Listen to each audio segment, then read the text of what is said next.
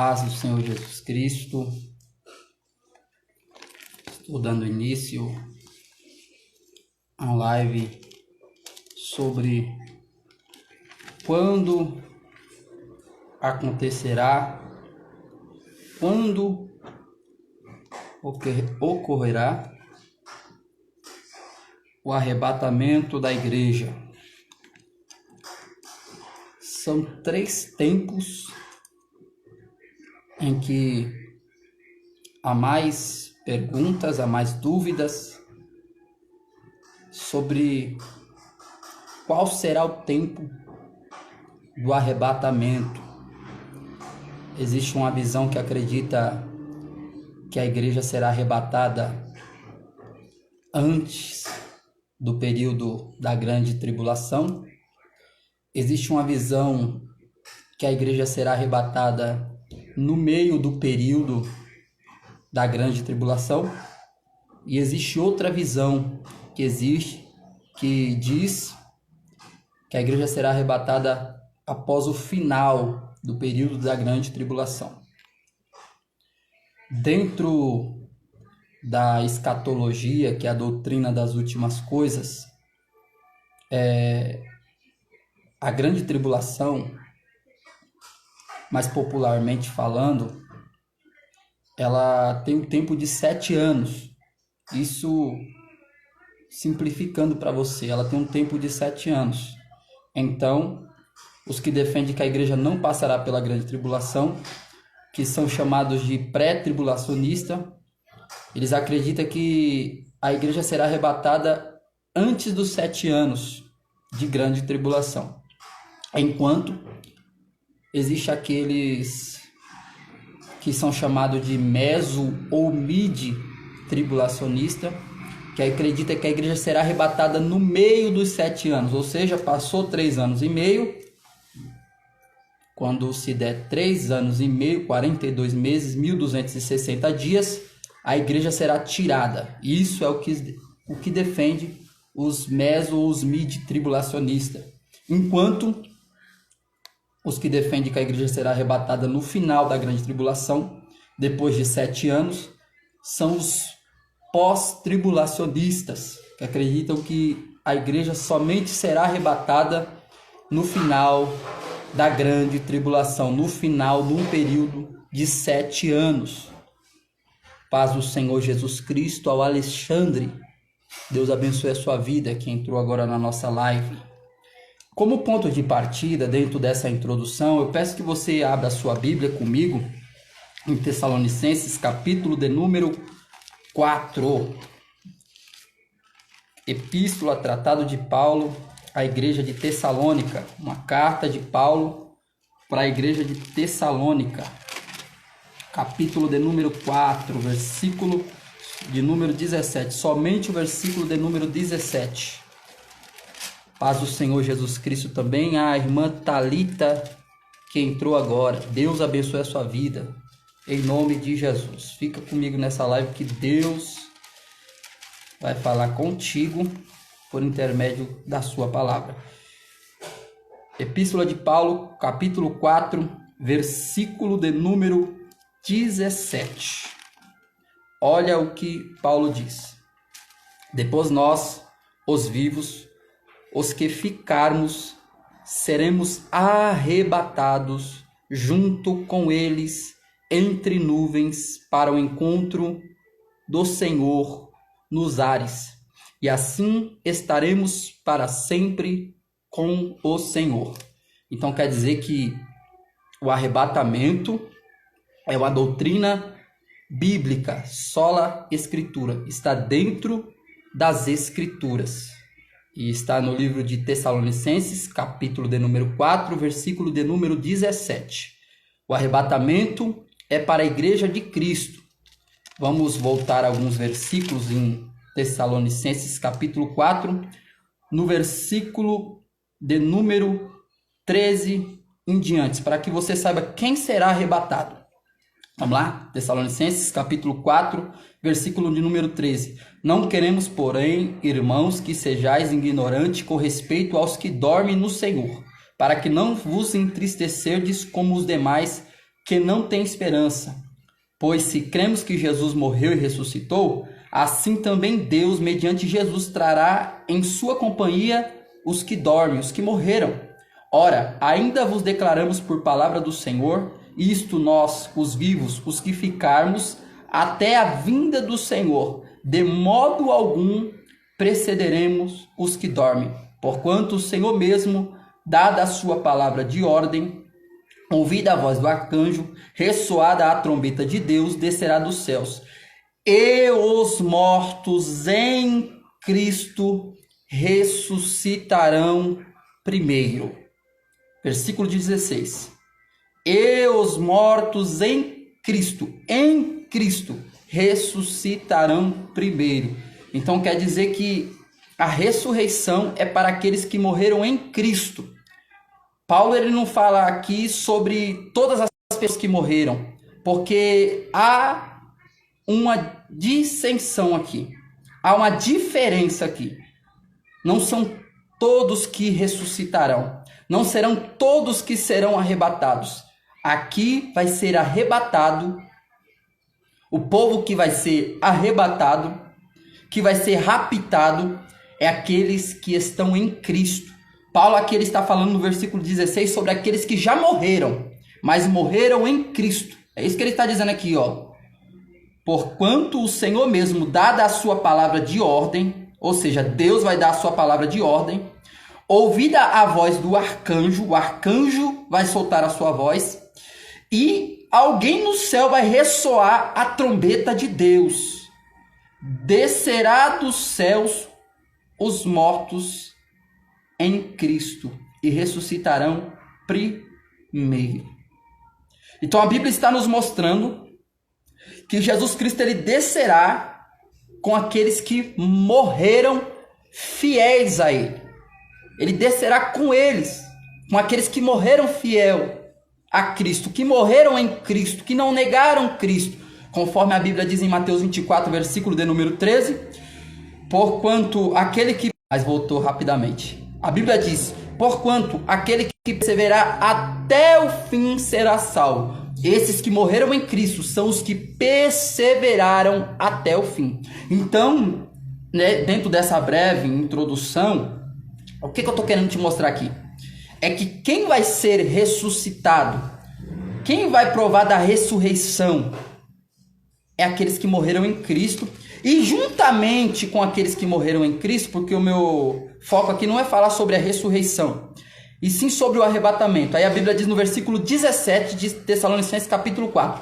Depois nós, os vivos, os que ficarmos, seremos arrebatados junto com eles entre nuvens. Paulo está dizendo, ó, haverá uma ressurreição.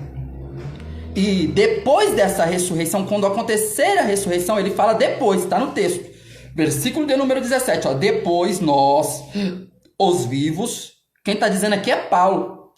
E você vê que Paulo ele se coloca no meio dos que vão ser arrebatados, porque ele está dizendo aqui, ó. Depois nós, quem está falando, quem está escrevendo essa carta aqui é o apóstolo Paulo.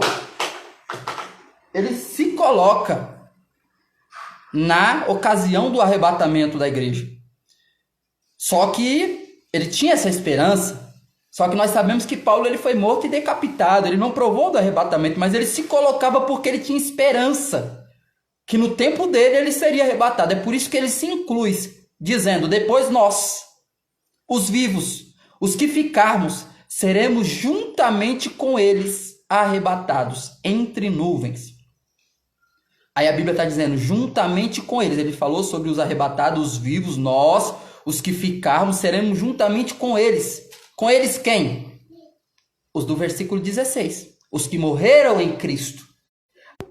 A Bíblia diz que eles não provarão da morte. Nós, os vivos, os que estiver na ocasião do arrebatamento, não provaremos da morte. O que prova isso também é quando você vai ler 1 Coríntios, e aí Paulo ele já diz diretamente aos vivos. Olha o que ele diz. Capítulo 15, versículo de número 52. No momento, num abrir e fechar de olhos, ao soar da última trombeta, a trombeta soará, e os mortos ressuscitarão incorruptíveis, e nós seremos transformados. De novo, ele se colocando na ocasião do arrebatamento, dizendo: e nós seremos transformados. Porque é necessário que este corpo corruptível se revista de incorruptibilidade, e o que é mortal se revista de imortalidade. E quando este corpo corruptível se revestir de incorruptibilidade, e o que é mortal se revestir de imortalidade, então se cumprirá a palavra que está escrita: tragada foi a morte pela vitória. Paz do Senhor Jesus Cristo, irmã Ruth, Deus abençoe a sua vida. Então a Bíblia está nos mostrando aqui que os que morreram em Cristo, junto com os que estiverem vivos, e Paulo se colocava aqui na ocasião do arrebatamento, ele tinha esperança que o arrebatamento seria para os seus dias. A Bíblia está nos mostrando, glória seja dada ao nome do Senhor, a Bíblia está nos mostrando que todos nós juntos seremos transformados. Aqueles que ressuscitarem, aqueles que morreram em Cristo ressuscitarão primeiro, segundo a cronologia, dentro da linguagem paulina, que Paulo fala no versículo de número 16 de 1 Tessalonicenses capítulo 4. Versículo 16 ele diz assim, ó: e os mortos em Cristo ressuscitarão primeiro.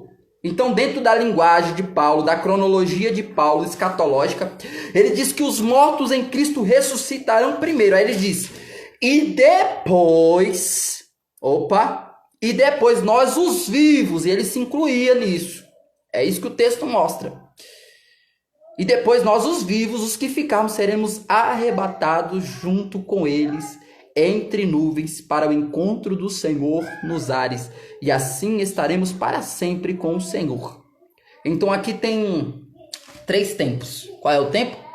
O tempo em que os mortos em Cristo ressuscitarão primeiro. É o que Paulo está dizendo. Tempo 2. Os vivos, os que estiverem depois do tempo 1, os vivos que verem os mortos em Cristo ressuscitando, eles serão juntamente com eles. Com eles quem? Os que morreram em Cristo e ressuscitaram. Serão juntamente com eles transformados, porque é necessário que o que é mortal se revista de imortalidade, o que é corruptível se revista de incorruptibilidade, segundo o que está escrito em 1 Coríntios capítulo 15, versículo de número 53. É necessário que isso aconteça. Então, tempo 1, os mortos em Cristo ressuscitarão primeiro. Tempo 2, os mortos em Cristo junto, agora os já ressurretos em Cristo, junto com os vivos. Tempo 2, eles serão transformados. Tempo 3, e todos eles juntos, os que ressuscitaram em Cristo, junto com os vivos, depois de serem transformados, eles serão arrebatados, e a Bíblia diz, entre nuvens, ao encontro de Jesus nos ares. Tendo dito isto, dentro dessa introdução sobre o arrebatamento, de como será o arrebatamento, conforme eu te falei que são 3 tempos, o tempo da ressurreição dos que morreram em Cristo, dos mortos, dos nossos antepassados, né, de Pedro, de Tiago, de Paulo, de todas as pessoas, sua avó que era crente, seu avô que era crente, aqueles que morreram em Cristo, eles ressuscitarão primeiro, é a cronologia de Paulo. Aí ele diz, e depois, tempo 2, seremos transformados. E depois, tempo 3, e todos juntos seremos arrebatados entre nuvens ao encontro de Jesus nos ares. Então, haverá uma reunião nos ares, tá bom. Agora, Rodrigo, quando vai acontecer isso? Quando vai acontecer isso? A teologia, a escatologia, que é o estudo sistemático das últimas coisas, dentro da teologia sistemática, nos apresenta 3 visões mais famosas, mais usadas, de acordo com o que está na Bíblia. Vou lhe falar uma coisa, isso não é heresia, isso aqui não entra no campo da heresia. Heresia é o que está fora da Bíblia e o que o homem coloca na Bíblia, o que o homem tira de fora e coloca dentro. Agora, a gente, como estudioso da palavra, temos que ter o equilíbrio para saber a visão do outro. Porque a Bíblia nos apresenta que a igreja pode ser arrebatada antes, mas a Bíblia também nos apresenta que a igreja pode ser arrebatada no meio e pode ser arrebatada depois. Ela tem esses textos. Porém, eu vou lhe mostrar aqui os textos, primeiramente, que mostra em uma leitura simples de um versículo, que a igreja vai ser arrebatada antes da grande tribulação. Vamos lá? O texto mais famoso dos pré-tribulacionistas, que acredita que a igreja vai ser arrebatada antes da grande tribulação, antes dos 7 anos de grande tribulação. Entenda que é 7 anos.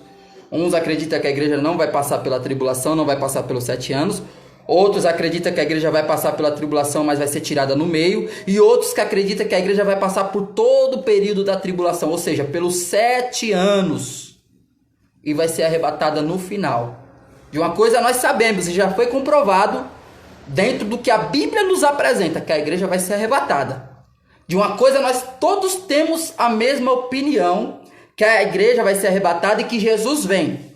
As 3 visões acreditam que Jesus vai voltar, só que cada um acredita que em um tempo cronológico diferente, tá bom? Mas nós todos somos irmãos, tá bom? Isso não importa na questão da salvação, isso não fere a questão da salvação, não é herético as 3 visões, são apenas interpretativas, porque a escatologia ela é interpretativa, ela não é histórica. Histórica, por que não é histórica? Porque ela não aconteceu ainda, ela vai acontecer, tá bom? Então vamos lá. Capítulo 3 de Apocalipse. Apocalipse, capítulo de número 3. O argumento, o texto mais famoso dos pré-tribulacionistas. No final eu vou dizer qual é a minha visão. Pelo meu modo de falar, pelo meu entusiasmo em falar, você já vai descobrir no meio dessa live qual é a minha visão. Amém? Isso não está negado para ninguém.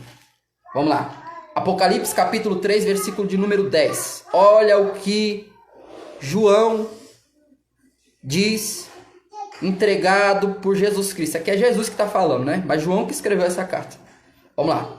Porque guardaste a palavra da minha perseverança, também eu te guardarei da hora da tribulação que vai vir sobre o mundo inteiro para experimentar os que habitam sobre a terra. Olha o que o texto está dizendo. Porque guardaste a minha palavra e guardaste essa palavra da minha perseverança, eu também te guardarei da hora da tribulação. O texto aqui está nos mostrando que Jesus está falando que ele vai guardar da hora da tribulação. Deus está mostrando aqui na revelação da palavra que ele vai guardar da hora da tribulação. Aí você fala, Rodrigo, mas se a gente for fazer uma interpretação exegética e hermenêutica do texto, conferindo o seu contexto, Jesus não está mandando uma carta para a igreja de Filadélfia? Então, a igreja de Filadélfia, ela existe ainda? A igreja de Filadélfia, ela não faz parte do tempo de Jesus, do tempo dos apóstolos, do tempo de João? Já se passaram 2000 anos. Só que eu venho te mostrar algo aqui. A palavra do Senhor, a palavra de Deus, já disse Hebreus capítulo 4, versículo de número 12, que ela é mais penetrante do que uma espada de 2 gumes. Se a espada ela tem 2 gumes, a palavra de Deus ela é mais penetrante ainda. Já me ensinou um judeu onde eu trabalhei, ele é rabino, ele me disse assim, que a palavra, ele se referindo na Torá, hein? Ele se referindo no Antigo Testamento, ele disse assim que tem mais de 50 gumes. Ele me diz isso, aí é uma cultura rabínica, e eles dizem isso. E ele me passou, então, ela tem muitos gumes. O que eu quero te dizer com isso? Dentro da hermenêutica, a gente se refere à palavra que ela tem o seu sentido literário, a qual é o histórico do momento. Ela tem o seu sentido profético. Ela tem o seu sentido também, onde você pode tirar lições espirituais daquilo que o texto está dizendo. Então você já vê que eu tenho 3 gumes aqui. 3 gumes interpretativos que eu posso tirar da palavra em seu contexto imediato. Ela tem 3 gumes. O literário, que é o que eu estou lendo literalmente, e Deus está falando aqui, ó, eu vou te guardar da hora da tribulação, é Deus falando. Só que você vai fazer uma exegese, uma interpretação, e você vai observar que essa carta é para a igreja de Filadélfia. E Deus vai arrebatar só a igreja de Filadélfia? Deus vai guardar da tribulação só a igreja de Filadélfia? Aí você fala, não, peraí, então eu tenho que ler mais um pouquinho. Aí quando você lê, e você fica com aquela pulga atrás da orelha, não, mas se foi para a igreja de Filadélfia, então por que foi endereçada para ela? Só ela vai ser arrebatada? Será que é para a igreja de Filadélfia só? Ou ela é para todo mundo? Vamos ver o que o texto diz? Porque guardaste a palavra da minha perseverança, também eu te guardarei da hora da tribulação que há de vir sobre o mundo inteiro. Opa! O texto está falando da tribulação que há de vir sobre o mundo inteiro. Agora eu te digo, Filadélfia é o mundo inteiro? Nós sabemos que, pela palavra, de acordo com a epígrafe que a Bíblia nos apresenta, carta à igreja em Filadélfia, e segundo o que o versículo 7 diz, ao anjo da igreja em Filadélfia. A gente sabemos que foi direcionada para ela. Mas, se cumprindo o que eu disse na linguagem hermenêutica, dentro das ferramentas hermenêuticas, a Bíblia ela tem diversos gumes. O judeu já fala que tem 50 gumes.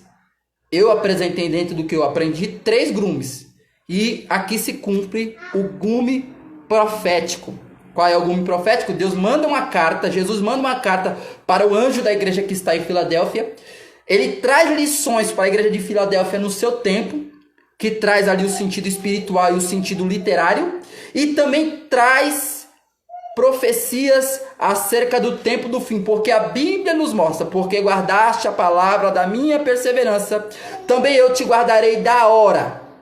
Haverá uma hora.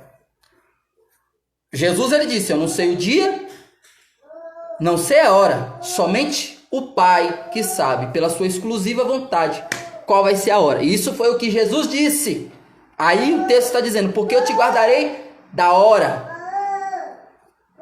Então haverá um tempo, e a Bíblia diz que Deus guardará da hora. Outra prova também, é que o texto não fala, e eu te guardarei na hora, porque na hora significa que eu vou passar, entende? Eu estarei na grande tribulação.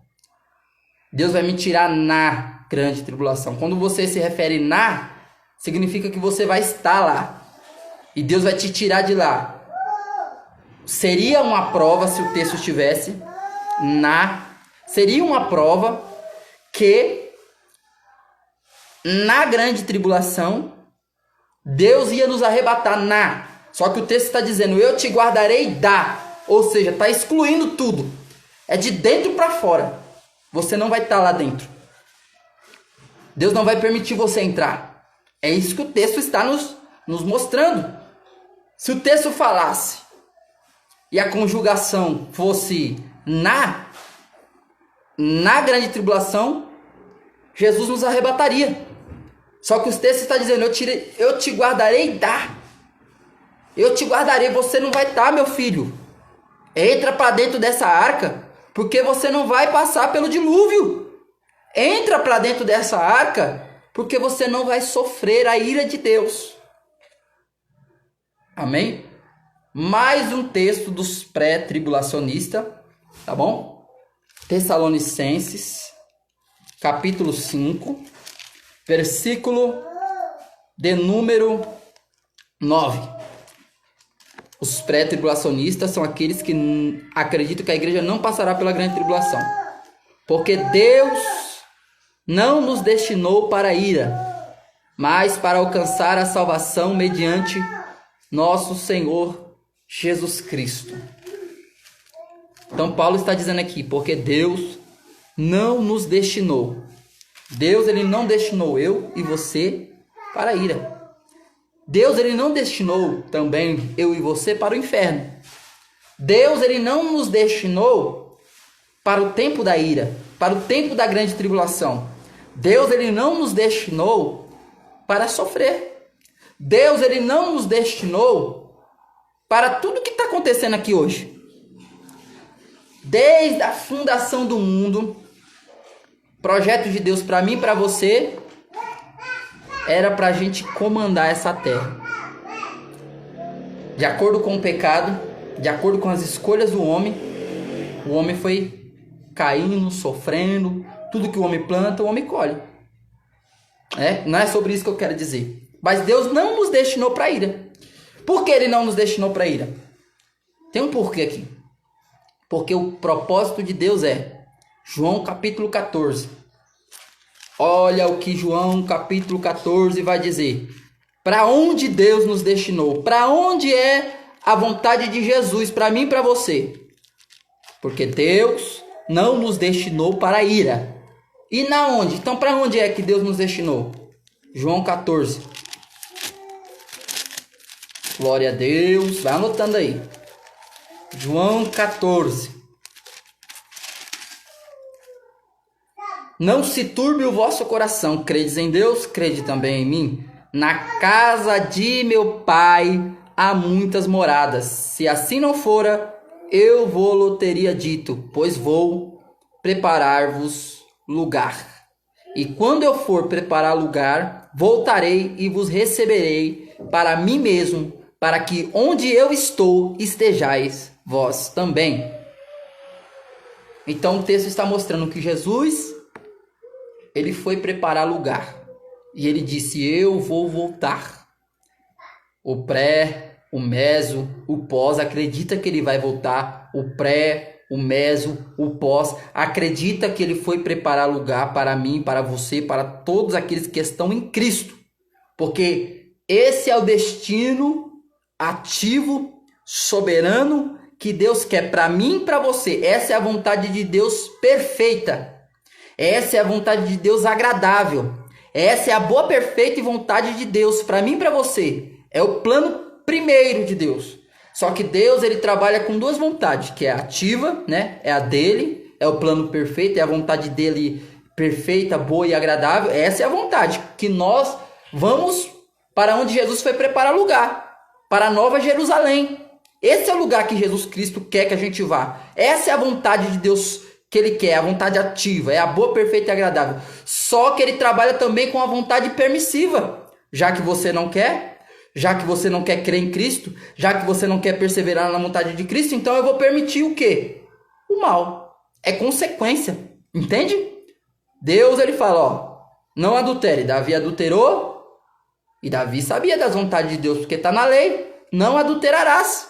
Só que Davi foi e adulterou. O que aconteceu com Davi? Perdeu o filho com Betseba. O que aconteceu de Davi? Perdeu alguns filhos também na família dele. Porque a espada do Senhor não se apartaria da casa de Davi. Foi o que o profeta Natan disse para Davi. Paz do Senhor Jesus Cristo, meu pastor Jorge. Deus abençoe sua vida. Então, tudo que o homem planta, o homem colhe. A vontade de Deus, soberana, ativa, a boa, perfeita e agradável, é que o homem vai para onde Jesus preparou lugar.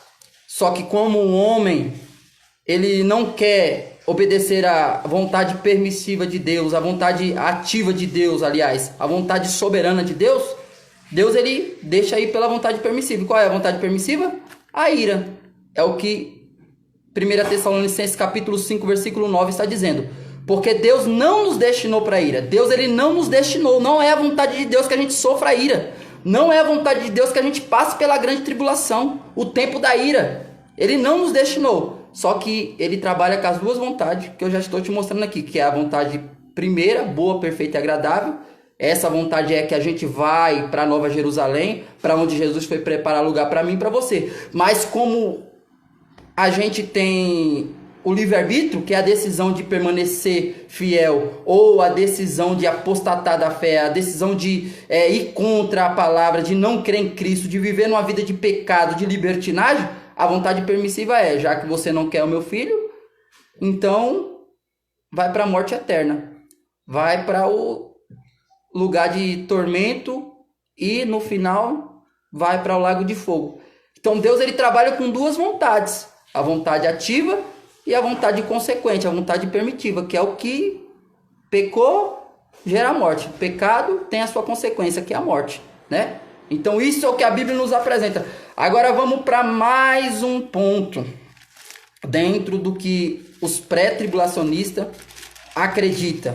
Os pré-tribulacionistas, como todos sabem, é aqueles que acreditam que a igreja não vai passar pela grande tribulação. 1 Tessalonicenses capítulo 1, versículo de número 10. Olha o que o texto diz. E para guardardes dos céus o seu Filho, a quem ele ressuscitou dentre os mortos, Jesus, que nos livra da ira vindoura. O interessante do que Paulo fala aqui é que a gente estamos aguardando. O pré acredita nisso. O que acredita que a igreja vai ser arrebatada na grande tribulação acredita que Jesus está voltando. O que acredita que a igreja vai passar pela grande tribulação e Jesus só volta no final da grande tribulação e arrebata a igreja, também acredita que Jesus está vindo, está aguardando Jesus Cristo. Só que o que Paulo fala na última parte do versículo é Jesus Cristo que nos livra da ira vindoura. Quando ele fala da ira vindoura, ele está apontando para um tempo no futuro. Como eu disse, para a igreja de Filadélfia, ele endereçou aquela carta para a igreja de Filadélfia. E aí a gente coloca aquele texto, né? Que, porque guardaste a palavra da minha perseverança, eu te guardarei da hora da tribulação. E aí você vê que ele usa da hora, porque haverá uma hora. Haverá um tempo da ira vindoura. É algo profético. A palavra, ela tem os seus 3 gumes, né? Que é o sentido literal. Pode tirar ali do texto bíblico o sentido espiritual e o sentido também profético. E aqui Paulo, ele está trazendo a lição. Todos nós estamos esperando, né, Cristo, sentido espiritual. Nós temos que esperar Cristo. Isso faz parte da nossa fé. Crer em Cristo, esperar o tempo de Cristo. Mas também ele está falando no sentido profético. Jesus, ele nos livra da ira vindoura. Tessalonicenses 1, versículo de número 10. Provando que Cristo, Jesus, a quem nós estamos aguardando, ele nos livrará da ira vindoura. Tessalonicenses, capítulo 1, versículo de número 10. Mais um texto aqui, e essa live está ficando longa. 2 Tessalonicenses, capítulo de número 2, versículo de número 7. Olha o que o texto diz. Com efeito, o mistério da iniquidade já opera, e aguarda somente que seja afastado aquele que agora o detém. Então será de fato revelado o iníquo, a quem o Senhor Jesus matará com o sopro de sua boca, e o destruirá pela manifestação da sua vinda. Versículo 7 eu disse que Paulo está dizendo que o ministério da iniquidade já opera. O mistério da iniquidade já opera, né? Que é o sistema do anticristo. João fala que é desde os tempos de João mesmo, é desde o tempo. João, quando ele está falando nas suas 3 epístolas, ele fala que o anticristo já existe, isso nos tempos dele. Se ele já fala, quando ele escreveu a carta, há 2000 anos atrás, quando João escreveu a epístola, ele disse que o Espírito já opera. E Paulo aqui também já está dizendo aqui, ó, com efeito, o mistério da iniquidade já opera, que é o espírito do anticristo, trazendo a iniquidade, trazendo a apostasia. Paz do Senhor Jesus Cristo, irmão Wesley Magalhães. Então, o espírito do anticristo já trabalha há muito tempo. Tem base para isso quando você estuda sobre a estátua de Nabucodonosor, quando você pega os significados dela. Tem base para isso quando você estuda Daniel capítulo 7, que fala sobre 10 chifres, né? Ali tem base para você enfatizar sobre esse mistério da iniquidade. É uma hierarquia que já opera, uma hierarquia de principados que existe, entendeu? Esses 10 chifres são 10 principados que existem, né? São reis, mas são principados que existem no mundo espiritual. Então eles trazem a iniquidade. Eles trazem a vontade de Satanás, que é dentro da hierarquia satânica, que é o chefe, né? Que é o que comanda os demônios, que é o que comanda a terça parte dos anjos. Ele é o chefe, né? Dentro dos principados, os principados comandam outras hostes de anjos. Então, eles trazem do mundo espiritual a vontade de Satanás para corpos no mundo natural, para eles executarem, trazer ideologias, trazer vontades, apostasias, heresias, entende? Então esses demônios eles fazem isso em corpos na nossa terra, que são homens, são poderosos, pessoas que não dão vazão à palavra do Senhor. Então existe esse mistério da iniquidade que já opera. 1 de João capítulo 4, João fala assim que aquele que não crê em Cristo é do anticristo. Então é isso que esse mistério da iniquidade faz, que esses principados, que esses demônios faz com as pessoas, com os reis, com os presidentes, com quem exerce autoridade, com quem tem uma cadeira de autoridade. O Satanás, ele espera um tempo para tentar colocar uma heresia, para tentar trazer um ensino falso, entende? É onde ele mais opera. Por quê? Porque quando ele leva para um líder, para um presidente, para um prefeito, para um influencer do nosso tempo, quando ele leva essa doutrina, essa falsa doutrina, essa pessoa pode ir contra Cristo. Por que heresia? Porque é algo que vai influenciar e importar na nossa salvação. Porque a nossa fé, ela diz que a gente alcança a salvação por intermédio da fé em Jesus Cristo. Entende? Então Satanás ele vai fazer de tudo para que você não crê em Cristo. Satanás ele vai trazer a sua doutrina para fazer de tudo para que você não fique no caminho, para que você não fique na doutrina da palavra. Então esse é o ministério da iniquidade, esse é o mistério da iniquidade, que já opera. Paulo ele está dizendo que há 2000 anos atrás, segundo o que o texto, a Bíblia nos apresenta no dia de hoje, que no tempo de Paulo, quando ele manda essa segunda carta à igreja de Tessalônica, a iniquidade já opera. João ele diz que o anticristo já opera nos seus tempos. Jesus, quando ele está falando, ali João escreve isso, ele fala assim, ó, em mim não creram, só que vão crer no outro que vai vir. Quem é o outro que vai vir? É o falso Messias. Quem é o outro que vai vir? É o anticristo. Então a Bíblia está nos mostrando aqui em 2 Tessalonicenses, capítulo de número 2, versículo de número 7, que existe um anticristo, só que ele só se manifestará somente quando for afastado aquele que agora o detém. Quem detém o anticristo de se manifestar? É Deus. Estamos na dispensação bíblica da graça, segundo o que está em Efésios. Estamos na dispensação da graça. E na dispensação da graça, Cristo, Deus, ele tem uma agência na terra.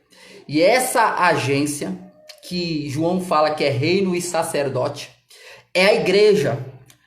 A igreja não está sozinha. A igreja não está solta, livre. A igreja está sob comando do Espírito Santo. O Espírito Santo está na igreja. Deus está na igreja, Deus está aqui, ó, louvado seja o nome do Senhor. Deus está na vida de servos, de remanescentes. Então, por que o ministério da iniquidade está aguardando que seja afastado aquele que agora o detém? O ministério da iniquidade, o mistério da iniquidade, o anticristo, está aguardando que nós sejamos afastados, que nós sejamos retirados, que nós seremos tirados dessa terra. O anticristo somente aguarda isso, porque nós somos a resistência. A igreja, pela instrumentalidade, pela sua função, o Espírito Santo instrumentaliza a igreja. O Espírito Santo, Deus, Cristo, nos separou para sermos usados na terra. Entenda que a gente somos vasos, instrumentos de Deus, não para a nossa glória. Foi por isso que somos chamados de vasos de barro, para que a glória não esteja em nós, mas naquilo que vem em nós. Nós somos santuário, o Espírito Santo habita em nós. Então esse é o motivo por qual Paulo está falando aqui que nós somos o que detém o anticristo, o mistério da iniquidade de se revelar. Enquanto a igreja estiver na terra, a igreja é a resistência para iniquidades, é a resistência para toda profanação. Estamos vivendo os últimos dias. Jesus, Deus está triste com a terra. A igreja vai ser retirada. Rodrigo, você está pregando aí, o tema não é esse, estou indo para onde Deus está me levando. Mas qual é a lição dos pré-tribulacionistas aqui? É que, ora, se a igreja está impedindo de um anticristo aparecer, se a igreja está impedindo do ministério da iniquidade, do iníquo aparecer, segundo o que está no versículo 8, ó, então será de fato revelado o iníquo, pessoa. O iníquo é uma pessoa. Quando a igreja for retirada, segundo o que Paulo está dizendo, quando a igreja for retirada, afastada, então o iníquo pode aparecer de fato. Ora, se a igreja é o que impede de o iníquo aparecer, se a igreja é o que impede, então quer dizer que a igreja não passará pela grande tribulação. Por quê? Porque a grande tribulação, ela é palco do anticristo. A grande tribulação, ela é palco do anticristo. O anticristo é um dos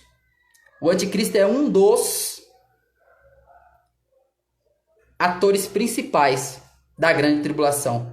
Porque quando você vai para os textos, e eu vou falar um por um agora. Quando você lê Daniel 9, 27, que fala que ele fará um acordo com muitos, que este fará um acordo com muitos por 7 anos.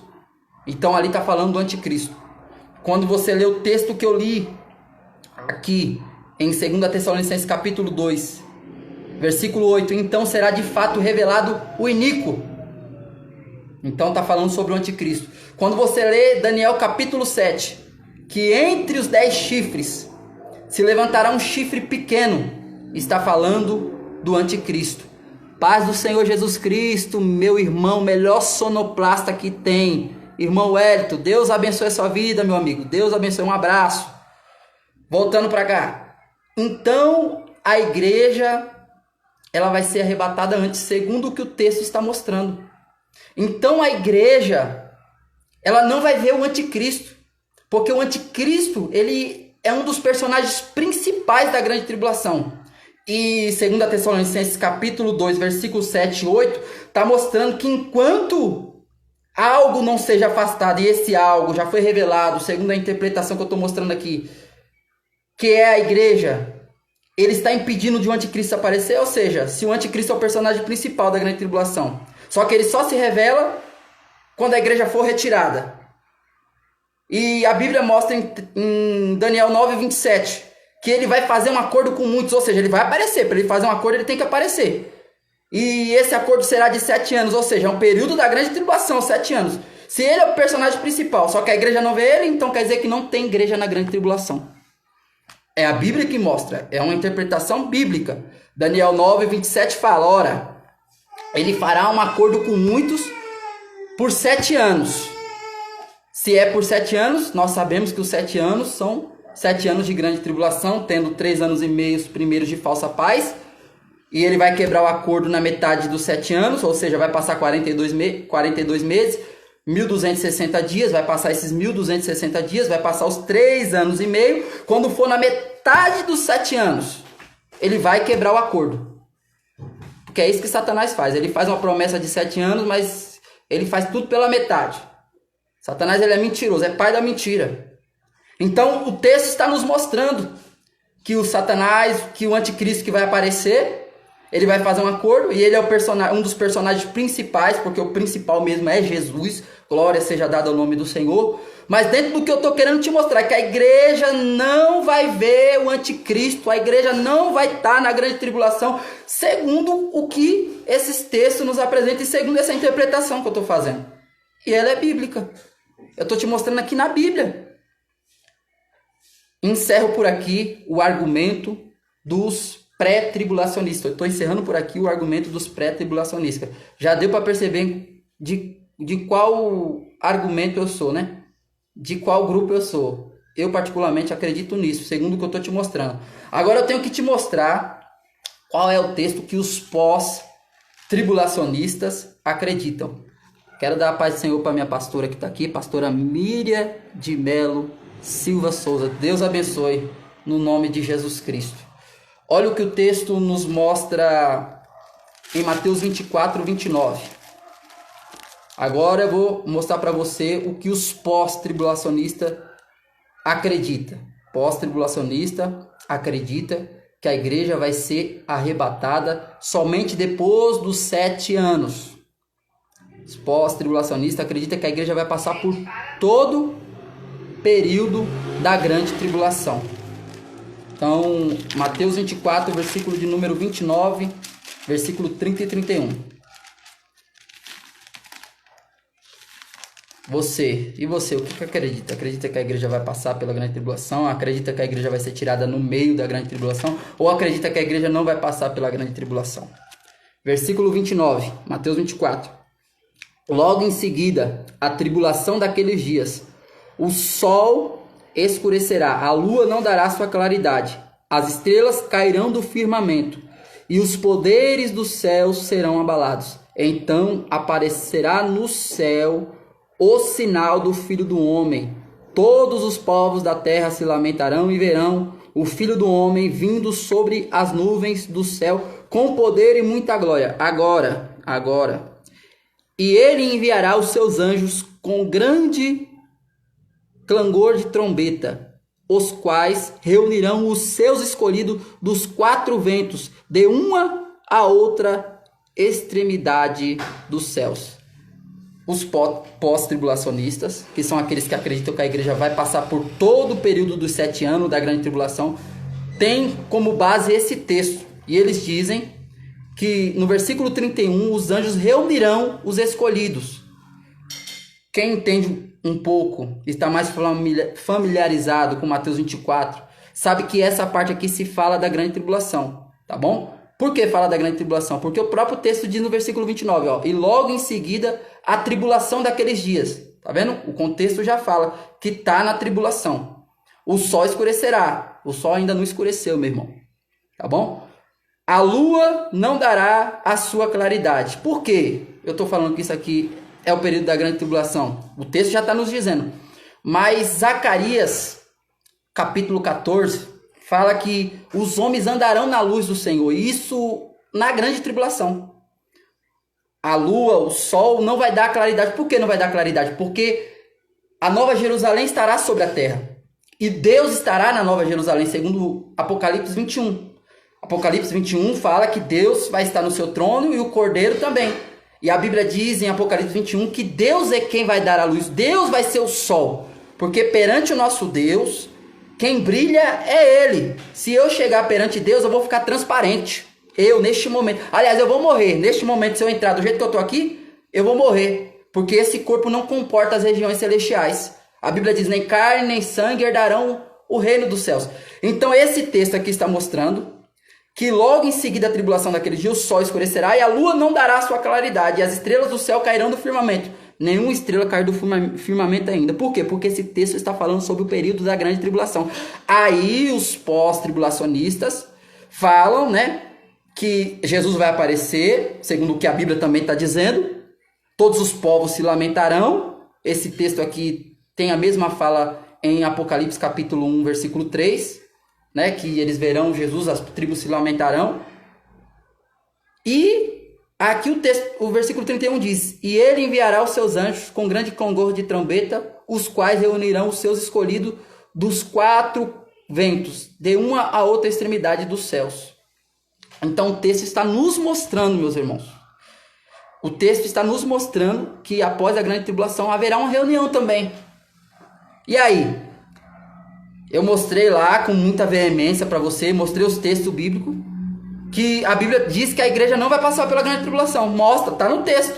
Só que aqui também está dizendo, aqui está nos mostrando que após esses sinais, que o livro de Apocalipse também, o livro de Apocalipse é o que mais fala sobre escurecimento do sol, escurecimento da lua, estrela caindo do céu, né? Então, os pós-tribulacionistas acreditam que a igreja vai passar por tudo isso. Só que, vamos à interpretação aqui do texto. A Bíblia está nos mostrando que haverá uma reunião dos escolhidos após a tribulação daqueles dias. E o pós-tribulacionista afirma com muita veemência, mostrando esse texto, que a igreja vai passar pela grande tribulação. O que eu quero te mostrar neste momento é que esses escolhidos é exclusivamente o povo de Israel. Tudo é interpretação. Nós precisamos interpretar. Por que o povo de Israel? Porque após o arrebatamento da igreja, se encerrará a graça, se encerrará a dispensação, um período probatório, dispensação da graça. Cristo vai ter arrebatado a sua igreja. E aí, segundo o que a Bíblia nos mostra, é que o povo de Israel, eles vão se magoar com o anticristo. Por que vão se magoar com o anticristo? Porque nos primeiros anos da grande tribulação, o anticristo vai se mostrar como o Messias enviado. Porque se você conhece um pouco da história, e eu creio que sim, o anticristo, aliás, o povo de Israel não creu em Jesus há 2000 anos atrás, quando Jesus veio. Você pode ler nas páginas dos 4 evangelhos. O povo judeu, os fariseus, a cúpula dos doutores da lei, todos os saduceus, a maioria deles, não vou dizer todos porque muitos se converteram a Cristo sim, mas a maioria não creu em Cristo. João capítulo 1, versículo de número 8, a Bíblia nos mostra que ele veio para os que eram seus, mas os seus não creram. Mas todos quanto creram, lhe deu-lhes o poder de ser chamado filho de Deus. Ou seja, os judeus, a maioria deles, não todos, porque teve judeu salvo que é Pedro, Paulo. Paulo era fariseu e foi salvo também. Mas a maioria, o povo de Israel, rejeitou a Jesus Cristo. E até hoje, trazendo para o nosso tempo agora, até hoje, se você for em Israel e falar sobre Jesus, eles, no máximo que eles vão respeitar Jesus é como um profeta. Eles não respeitam Jesus Cristo como o caminho que leva a Deus. Eles não respeitam Jesus Cristo como o Messias, como Deus. Jesus, quando ele falou assim, ó, eu e o Pai somos um. A Bíblia nos fala que os judeus pegaram pedra para atacar em Jesus, para falar que ele estava blasfemando. Após isso também, quando Jesus estava no período da crucificação, que chegou os 3 dias finais, a Bíblia diz que ele está na presença dos fariseus, do sumo sacerdote. A Bíblia diz que o sumo sacerdote, para tentar Jesus, para que Jesus fosse condenado nas suas próprias palavras, a Bíblia fala assim que Jesus diz, perguntaram para Jesus, olha Jesus, tu és o Filho de Deus, tu te fazes Deus, e Jesus falou assim, Eu já não falei para você que sou? Aí pronto, aí a Bíblia diz que Caifás rasga as suas vestes. Caifás era o sumo sacerdote, ele rasga as suas vestes e fala, ele blasfemou. Então você vê que eles não creem em Jesus como Filho de Deus. E isso até os dias de hoje. Então, quando o anticristo se manifestar, e está tudo preparado para ele se manifestar, todo o sistema já mostra que ele vai se manifestar. Quando o anticristo se manifestar, o povo de Israel, que não creu em Jesus, se eles não crerem em Jesus, e todo o Antigo Testamento aponta para alguém que vai vir. Todo o Antigo Testamento fala sobre o Messias que ia de se manifestar, que haveria um libertador, desde o Gênesis, capítulo 3, versículo de número 16, que da semente da mulher surgiria um que pisaria na cabeça da serpente. Então, desde o Gênesis, Deus já aponta para alguém que vai vir, que é o Messias, que é o libertador, que é o Salvador. E eles estão esperando, e se eles não creram em Cristo, eles estão esperando por outro. Foi o que Jesus disse, ó, eles não estão crendo em mim. Mas quando vier um em seu próprio nome, nele crerão, que é o anticristo. E o judeu, quando vê o anticristo, eles vão pensar que ele é o Messias. Entende? Eles vão pensar que ele é o libertador. Eles não creram em Cristo, vão crer no anticristo. Quando eles crerem no anticristo, todos vão passar a servir. A Bíblia diz que o culto vai se estabelecer novamente, porque desde os dias de Jesus, antes até dos dias de Jesus, não há muito o culto como ele é para ser, segundo o que foi estabelecido na Torá, segundo o que foi estabelecido no Pentateuco, segundo o que Moisés recebeu de Deus. Moisés falou assim, Deus falou assim para Moisés, ó, faça tudo conforme no monte eu te mostrei. Quando Moisés subiu, ficou 40 dias no monte, Deus ele passou preceitos, mandamentos, passou as leis, passou quem ele ia levantar, quem seria o povo escolhido para ser levita, para ser sacerdote. Deus ele passou tudo isso para Moisés. Então, passou-se o tempo, até os dias de Jesus, o povo já não estava cumprindo da maneira que era para cumprir. Já não estava adorando como era para cumprir. Para você ter uma ideia, havia Anás e Caifás como sumo sacerdote. E se você observar o que Deus passou para Moisés, o que Moisés passou nos 5 primeiros livros da Bíblia, Moisés ele disse que era somente um sumo sacerdote, só que nos tempos de Jesus havia 2 sumos sacerdotes. Já está vendo aí o erro? Como o culto estava sendo profanado, como o jeito de fazer estava sendo profanado? É por isso que Deus teve que fazer uma nova aliança. Só que os judeus não creram na nova aliança. Só que está tudo preparado. Os judeus estão tudo preparado. Preparado já a novilha vermelha. Tem hoje. Eles fabricaram. Eles estão fazendo de tudo para que nasça a novilha vermelha. Para que eles possam voltar a fazer sacrifício. E quando isso, que o anticristo se manifestar, haverá o culto novamente dos judeus.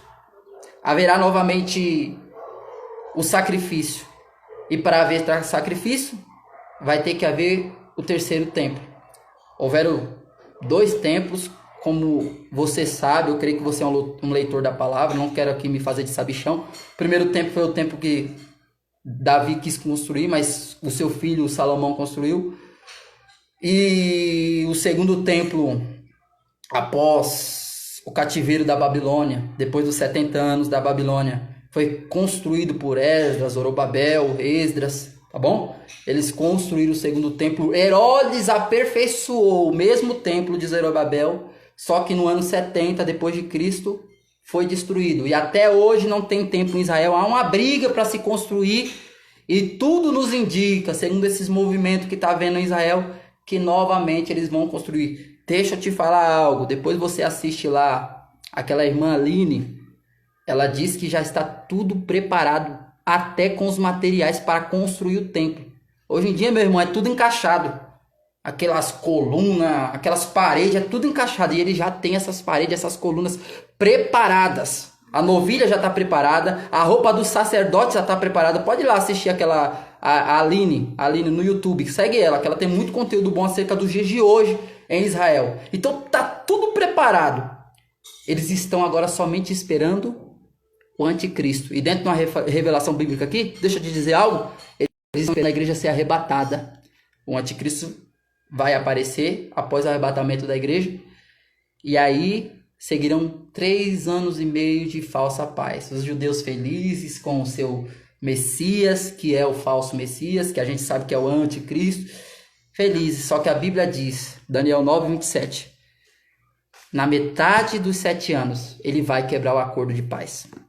Na metade dos 7 anos, ele vai se apresentar como a besta, Apocalipse capítulo de número 13.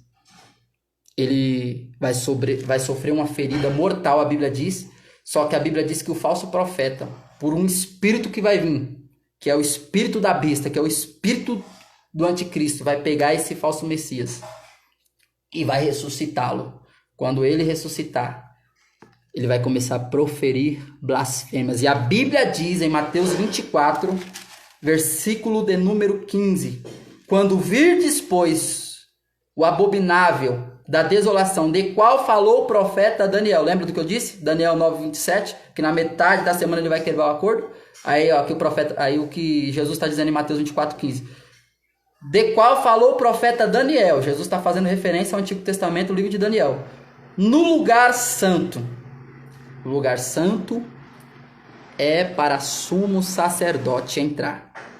Não se entra mulher, não se entra nem o levita, somente o sumo sacerdote. Nenhum fariseu, só quem tem o ofício para ir lá naquele lugar. Só que a Bíblia diz que o anticristo, possuído pelo capeta, possuído por um espírito maligno, está lá em Apocalipse 13, ele vai entrar no lugar santo. Aí o texto diz, quem lê, entenda. É para você entender isso aqui. Está no texto, ó, versículo 15 de Mateus 24. Aí ele diz, então os que estiverem na Judéia, fujam para os montes. Agora, a Bíblia nos alcança nesse tempo, e o texto está falando sobre um lugar. E está mostrando qual é o lugar, Judéia. Então esse texto aqui não é para a gente. Por quê? Porque a gente já vai ter sido arrebatado. O texto está mostrando a geografia, o território, dando elementos. Primeiro elemento, Judéia. Segundo elemento, lugar santo. O mundo todo não vai estar lá em Israel, meu irmão. Por quê? Porque agora Deus vai voltar a tratar com Israel. Quem estiver sobre o eirado, não deixa atirar coisa alguma. Quando vai acontecer isso? Quando o anticristo quebrar o acordo. A igreja vai ter sido arrebatada, passarão 3 anos e meio. 3 anos e meio ele vai sofrer uma ferida mortal, ele vai morrer, mas haverá um espírito que vai vir sobre ele, que vai ressuscitar ele. Quando acontecer isso, ele vai lá para o lugar santo. O lugar santo é no terceiro templo, ele vai entrar lá, né? Quando ele entra lá, a Bíblia diz que ele vai começar a proferir blasfêmias. Quando ele proferir blasfêmias contra o Altíssimo, contra Deus, o judeu ortodoxo, o judeu que acredita na palavra, esse judeu, ele vai agora ver e fala assim, não, tem alguma coisa errada. Ele não é o Messias porque ele está falando mal contra Deus. Uma casa não pode estar dividida. Então, o que falava em nome de Deus, agora vai proferir blasfêmia contra Deus. Ele vai se revelar. Paz do Senhor Jesus Cristo, minha irmã, Esté Timóteo, Deus abençoe. Um abraço. Voltando para aqui. Então, ele voltará agora só que como o capeta mesmo. Como o capiroto. Ele vai assumir a sua verdadeira personalidade. A Bíblia diz em 2 Tessalonicenses que, ora, o aparecimento do iníquo. 2 Tessalonicenses capítulo 2, versículo 9. O aparecimento do iníquo, que é o anticristo, é segundo a eficácia de Satanás, com todo o poder e sinais e prodígios da mentira. Olha que forte. Então você vê que o aparecimento dele é com mentiras, primeiramente. Mas é segundo a eficácia de Satanás. O aparecimento do anticristo vai ser dessa forma. E passados 3 anos e meio, depois do arrebatamento da igreja, ele vai se revelar como o anticristo. E aí ele vai vir para destruir tudo. E aí ele vai perseguir o povo de Israel. Por quê? Qual é a prova que ele vai perseguir o povo de Israel? É que o texto nos mostra. Então, quem estiver na Judéia, fuja para os montes. Quem estiver no telhado, não desça para tirar alguma coisa. E quem estiver no campo, não volte atrás para buscar a sua caipa. Ai das que estiverem grávidas, as que amamentarem naquele dia, orai para que a vossa fuga não se dê no inverno, nem no sábado. Isso aqui é muito interessante, essa parte sobre o sábado. Sabe por quê, meus irmãos? Porque Paulo em Romanos 14, ele fala assim, ó: quem guarda algum dia, não fique zangado com quem não guarde. E quem não guarda, não fique zangado com quem guarde. Deus não está preocupado com isso. Cada um fica na vocação que Deus te chamou. Você está me entendendo? Eu não estou falando aqui que a gente tem que voltar às práticas judaicas. Entende? Só que cada um foi chamado num tempo. O povo de Israel foi chamado de um jeito. Entende? Paulo, ele diz para Pedro, ó, fica na circuncisão, que eu fui chamado para um incircunciso. A Bíblia mostra que Paulo, ele circuncidou a Timóteo. Ele fez Timóteo se circuncidar para que Timóteo não servisse de escândalo. O que eu quero te falar com isso? É que Deus, Jesus, está dando uma palavra, olha, eu estou sabendo aí, entendeu? Eu vou parafrasear para você aqui, eu estou sabendo aí que vocês não vão crer em mim. Só que quando vocês crerem, porque Jesus é Deus de toda a graça, ele pensa no futuro. Essa palavra aqui é maravilhosa, meu irmão. Eu estou sentindo a graça de Deus aqui. Eu estou sentindo a presença de Deus aqui. Então Jesus, já pensando no futuro para esse povo, deixou escrito aqui, dizendo aqui, ó, quando ele se manifestar, quando o anticristo se manifestar, olha, não desça para buscar alguma coisa da casa, não vai para a Judéia, vai para os montes. E aquele que for fugir, toma cuidado para que não for sábado. Jesus está falando, se você guarda o sábado, eu estou recebendo. Tá no texto, eu não posso fazer nada, irmão. Jesus está falando aqui, isso aqui é palavras de Jesus, versículo de número 20. Eu sei que o tema é outro, mas eu preciso explicar direitinho, mastigado, para você entender. E eu vou aprofundar o negócio aqui, vamos lá. Versículo de número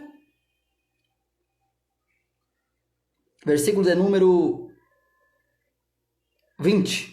Orai para que a vossa fuga não se dê no inverno, nem no sábado. É o que Jesus está dizendo, ó. Vocês vão guardar o sábado, tá bom? Vocês vão guardar o sábado. Só que se for a vossa fuga no sábado, vai ser complicado. Porque vocês não vão poder fazer muita coisa, segundo a vossa tradição. Jesus, ele combateu, né? Ele combateu, assim, como se praticar, como guardar o sábado. Jesus, meus irmãos, é o nosso sábado. Eu sirvo a Jesus todos os dias, não tem dia para me servir a Jesus. Eu não sirvo Jesus só no domingo, embora muitos servem a Jesus só no domingo, porque na semana adultera, peca, prostitui, bebe, entendeu? Vive na libertinagem. Mas o cristão verdadeiro, entendeu? Eu não vou apontar para ninguém aqui. O cristão verdadeiro serve a Jesus todos os dias, porque Jesus é o nosso sábado. Jesus é o dia santo, e nele nós servimos a ele, entende? Só que o judeu acredita pelos 10 mandamentos, e os 10 mandamentos que fala para não adulterar, que fala para a gente servir somente a Deus, para a gente não fazer o mal contra o nosso próximo, né? Os mandamentos que manda a gente guardar o sábado, tá lá na palavra. E a Bíblia diz que Jesus não muda, que Deus não muda. Então tá lá, tá escrito. O que eu quero te dizer com isso? Se tá escrito lá, e a Bíblia diz que Deus não muda, só que uma nova aliança foi feita. E essa nova aliança, quem abraçou ela foi os gentios. Quem abraçou essa nova aliança foi os não-judeus. Os judeus, a Bíblia diz em Romanos capítulo de número 9, que a eles pertence o culto, a eles pertence os oráculos, a eles pertence as oblações, os sacrifícios. Mas para a igreja não foi dado isso. A circuncisão foi dado aos judeus, a Abraão, a descendência de Israel. Eles não exerceram essa função para com os gentios. Então, isso agora não serve diretamente, não importa em salvação para a igreja. Não é porque eu não guardo o sábado que eu não vou ser salvo, porque a fé a salvação é mediante a fé em Jesus Cristo. A nossa fé resume em crer em Jesus. Quem crê nele será salvo. Quem não crê está condenado. É por fé, não é por obras. No Antigo Testamento era por intermédio da fé. Era por intermédio, aliás, das obras. Pelas obras, a pessoa se justificaria e ia para o seio de Abraão quando morresse. Entendeu? Então ela se justificaria por meio das obras. Nova aliança agora acaba isso. o novo caminho, que é Jesus Cristo, a qual ele disse: eu sou o caminho, ninguém vai ao Pai a não ser por mim. Então ele é o caminho, meu irmão, acabou. E resumindo isso aqui sobre o sábado, Paulo ele fala em Romanos 14, me foge agora a memória o versículo, mas se você vai ler o contexto você vai entender que quem guarda dia, não fique angustiado com quem não guarda. Isso não é motivo mais. Se a pessoa guarda, costumou guardar, não tem mal nenhum, rapaz, em você guardar. É bom que você vai estar se consagrando a Deus. Não tem mal nenhum você guardar os sábados, que você está guardando para o Senhor, você não está adorando ninguém. Você está fazendo para Deus, louvado seja o nome do Senhor. Mas que você não faça como o judeu no sentido de... Vai uma observação aqui, no sentido de... não crer em Jesus. Esse é o único mal. Aí você está decaindo da fé, como Paulo ele fala para Gálatas, para a carta aos Gálatas, que é uma carta que rebate muito sobre algumas coisas que já não servem para nós. E aí Paulo ele usa a expressão que é muito sábia, muito correta para o que eu estou dizendo aqui. Você vai decair da graça. O que é decair da graça? Você está na nova aliança, na dispensação da graça, só que você volta às velhas práticas. Entendeu? Você agora, em vez de se justificar pela fé, você quer se justificar por obras. Entendeu? Então você tem que... Opa, eu vou consagrar o sábado, amém. Só que eu tenho que crer em Jesus Cristo. Jesus Cristo é Deus. Jesus disse, eu e o Pai somos um. Se você estiver fazendo dessa maneira, glória seja ao dado o nome do Senhor. Tá bom? Quando uma pessoa que você conhece, nesse caso, você tem que pregar para ela. Fala assim, não, peraí. Você vai guardar o sábado? Amém. Não vou discutir sobre isso. Agora, você não pode ser como o judeu que só acredita em Deus e não acredita em Jesus. Você tem que acreditar que Jesus e Deus é um só. Esse é o perigo de guardar o sábado. Entendeu? E você voltar às práticas judaizantes e você decair da graça, segundo o que Paulo fala em Gálatas. Entendeu? Aí você vai decair da graça. Esse é o perigo de você querer se justificar pelas obras. É por isso que está aí uma polêmica aí do adventismo do sétimo dia, né? Que eles falam que a guarda do sábado importa em salvação. Mentira.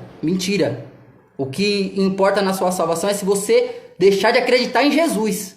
Sábado não vai salvar ninguém. Quer guardar o sábado? Para consagrar-se a Deus. Amém. Se você acostumou com isso, se consagra a Deus. Glória a Deus. Você tem que chegar mais perto de Deus. É intimidade. Deus é tudo para nós, irmãos. Agora você guardar o sábado pensando que você guardando o sábado você vai ser salvo? Não, você tem que crer em Jesus. A nossa salvação vem por intermédio de Jesus. Voltando ao texto da grande tribulação, eu vou resumir, você está entendendo. Os pós-tribulacionistas acreditam que a igreja vai passar pela grande tribulação. E aí eu estou contextualizando em qual contexto eles estão. Estou te mostrando aqui. Aí o texto fala assim, orai para que a vossa fuga não seja no inverno ou no sábado, porque eles vão ter dificuldade em fugir no sábado. E Jesus é tão misericordioso que Jesus está falando para vocês vão fugir? Tomara que não seja no sábado, porque vocês ficam impedidos de fazer algumas coisas. Porque neste tempo, prova, versículo 21, Mateus 24, porque nesse tempo haverá grande tribulação, como desde o princípio do mundo até agora não tem havido e nem haverá jamais. Então você observa aqui que é um tempo específico. Por que específico? Versículo 21 novamente. Porque nesse tempo haverá grande tribulação. Vai haver uma grande tribulação. E é num tempo futuro. Aí Jesus está dizendo, como desde o princípio do mundo, desde o Gênesis. Ele está apontando para o começo, para o princípio. Como desde o princípio do mundo até agora não tem havido, nunca houve. Teve muita perseguição, teve muita morte. Os assírios eram terríveis. O povo lá de Nínive, meu Deus do céu, eles eram canibais. As culturas de Moloque, tanta coisa que já teve, tanta perseguição, toda coisa ruim. Só que Jesus está falando assim, ó, no tempo dele, ele falando há 2000 anos atrás, ele aponta para o passado, ele fala, ó, nunca houve. O que vai vir lá na frente, nunca houve. E aí ele conclui dizendo, Desde o princípio até agora nunca houve, e nem mais haverá, e nem jamais haverá. É um período específico. Entende? Então não vem aqui querer comparar. Ah, mas todos morreram, os apóstolos foram mortos por leões. Eu acho que esse ensino aí é muito escapista, é muito triunfante. Mas Jesus está dizendo aqui que é um período específico. Nós não pode comparar com o tempo da perseguição da igreja, depois da igreja primitiva, né? Após a igreja primitiva, há um tempo também da igreja perseguida. E essa igreja perseguida foi a que foi morta por leões no Coliseu de Roma, que foi morto em crucificação de cabeça para baixo. Foi esse tipo de morte que nós não podemos comparar, porque o próprio Jesus falou assim, ó, nunca houve, nem tem havido e jamais haverá. Ele está falando, é isso que eu quero te enfatizar, de um tempo específico. Qual é esse tempo específico? É o que eu estou tentando contextualizar para você. É o tempo da grande tribulação. Paz do Senhor Jesus Cristo, Aparecido de Lima. Deus abençoe sua vida, meu irmão. Um abraço. Então, esse é o tempo da grande tribulação. Aí eu volto para o versículo 31, que é o que os pós-tribulacionistas falam, né? Tendo contextualizado, para eles essa é a prova. Eles dizem que esses escolhidos aqui é a igreja. Só que eu estou te mostrando que o povo de Israel, nesse período que eu já te mostrei, que é a grande tribulação, eles vão ver o anticristo no lugar santo, segundo está no versículo 15 de Mateus 24. Quando eles veem o anticristo no lugar santo, e o texto de Daniel nos mostra que ele vai blasfemar, que ele vai proferir insolências, palavras de blasfêmia contra Deus, o povo de Israel vai se entristecer. A Bíblia diz em Daniel 11, é muito texto, irmão, para estudar isso aqui. A Bíblia diz em Daniel 11 que aqueles que forem fiel, aqueles que conhecerem a palavra, se tornarão fortes e ativos. Mas aqueles que não conhecem o seu Deus, está lá em Daniel 11, tá bom? Depois você lá, a partir do versículo 29, né? Vai falar das blasfêmias. E vai falar que aquele que vê o anticristo falando blasfêmia, eles vão se tornar forte e ativo. Ele vai falar assim, o povo que conhece o seu Deus se tornará forte e ativo. Ou seja, vão deixar de crer no anticristo. Quando? Aqui é a pergunta. Quando eles vão passar neste tempo? Quando eles vão passar a crer em Cristo? Quando? A Bíblia diz que os pés do Senhor pisarão no Monte das Oliveiras. E esse texto eu quero que você leia. Zacarias 14. Por que eu falo esse texto? Porque para a gente ter uma fé consolidada na palavra, Zacarias 14. A esposa tá batendo um suco ali, por isso ela não tá querendo bater não, tá com medo. Mas pode bater que eu tô procurando o texto. Zacarias 14. Versículo de número 4. Naquele dia estarão seus pés sobre um monte das oliveiras, que está de fronte de Jerusalém. Tá vendo que o contexto engloba Jerusalém, Israel, para o oriente. E o monte das oliveiras será fendido pelo meio, para o ocidente e para o oriente.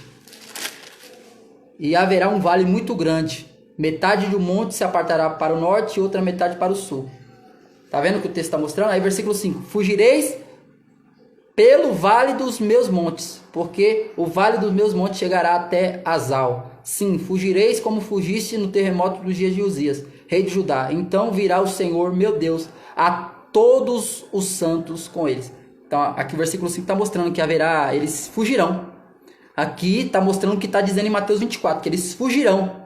E a Bíblia está mostrando que o Senhor, o nosso Senhor Jesus Cristo, ele pisará os pés no Monte das Oliveiras. Então, o povo que estiver fugindo nessa época, agora vai a interpretação. O povo que estiver fugindo nessa época são os judeus. Quando Jesus Cristo pisar o pé no Monte das Oliveiras, olha o que diz Apocalipse não, ainda em Zacarias, capítulo 12, versículo 10. E sobre a casa de Davi, e sobre os habitantes de Jerusalém, derramarei o Espírito da graça. Ele vai derramar, porque já não vai estar aqui. Por quê? Por que não vai estar mais aqui? Porque ele vai ter que derramar o Espírito da graça neste tempo. Por quê? Porque a dispensação da igreja já acabou. O Espírito Santo estava preparando a noiva para o cordeiro. O Espírito Santo é o amigo do noivo. Talamante, Remaia, Anamarassúria, Itecomanagashuri Calabarassai, Urimi Calabacé. O Espírito Santo vai ter levado a igreja. Só que quando o povo de Israel reconhecerem Cristo, aí o texto, Zacarias 12:10. E sobre a casa de Davi, você vê que é tudo sobre Israel. E sobre os habitantes de Jerusalém, contexto de Mateus 24, do 15 em diante. Sobre os habitantes de Jerusalém, derramarei o espírito da graça e de súplicas. Olharão para aquele a quem transpassaram, planteá-lo-ão. Você leu?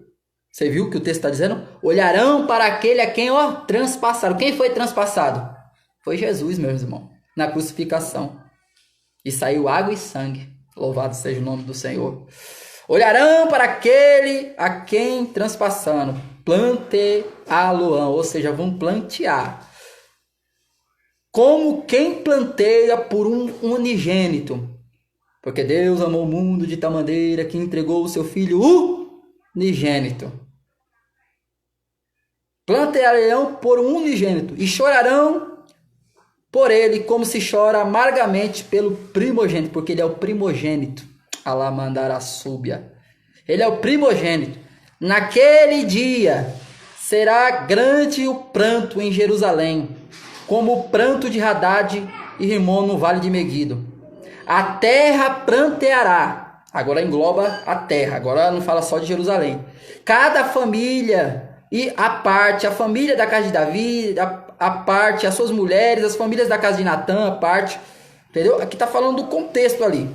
Então eles vão se voltar, eles vão ver Cristo. Cristo pisará os pés no Monte das Oliveiras. E a Bíblia diz que quando ele estiver chorando pelo primogênito, quando ele estiver chorando pelo unigênito, eles olharão para aqueles a quem eles transpassaram, aqueles crucificaram. Quando ele estiver fazendo isso, a Bíblia diz que sobre a casa de Davi, sobre os habitantes de Jerusalém, o Senhor vai derramar o Espírito da graça,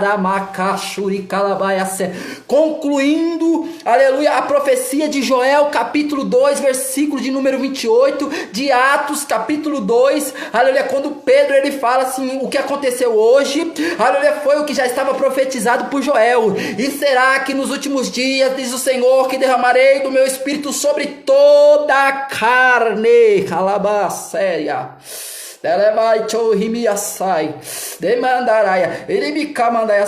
Eu já imagino judeus, eu já imagino os fariseus, eu já imagino aqueles sumos sacerdotes, eu imagino aqueles povos que são ortodoxos, eu imagino aqueles povos que conhecem a doutrina do Senhor e praticam, são praticantes da palavra, aquele povo judeu que estava enganado há muito tempo, aquele povo judeu que não deu crédito à igreja, não deu crédito à pregação da igreja. Quando eles vêm passar a crer, quando eles verem Jesus, eles vão começar a chorar, tá no texto. E quando eles começarem a chorar, porque avivamento tem que trazer choro, arrependimento tem que trazer, aleluia, choro, avivamento tem que trazer choro, derramamento do Espírito tem que trazer choro, para a pessoa sentir, para a pessoa, aleluia, se arrepender de verdade e falar, poxa, eu crucifiquei o Cristo, eu não dei valor ao Cristo da igreja, eu não dei valor ao Cristo que pregava um evangelho simples, um evangelho, aleluia, de renúncia, um evangelho de sacrifício santo, agradável ao Senhor.